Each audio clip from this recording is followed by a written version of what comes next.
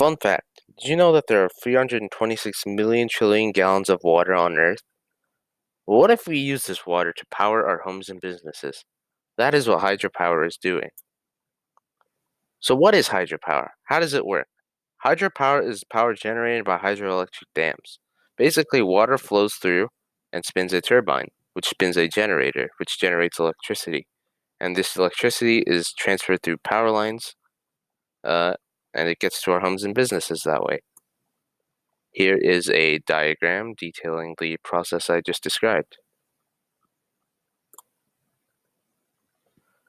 So some advantages to hydropower are that it doesn't emit CO2 into the atmosphere.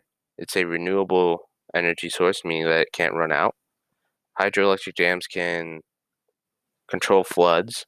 It's a potential water supply, an available source of power. Uh, but there are some disadvantages, such as it can harm wildlife populations, mainly fish. It can disrupt water flow and lower water quality, and it can be affected by drought. Now, these cons are negligible and insignificant because other energy sources also harm wildlife in one way or another, and droughts aren't really all that common. It depends on what the area you're in, but if you use hydropower, you're contributing to less droughts happening because less CO2 is being emitted into the air, which causes less climate change.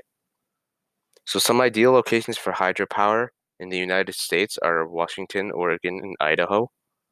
And outside of the United States, China, Canada, and Brazil all have a significant hydropower presence.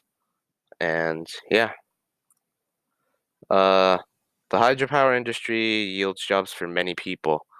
300,000 people work in the hydropower industry currently, and a study states that up to 1.4 million hydropower jobs could be created by 2025.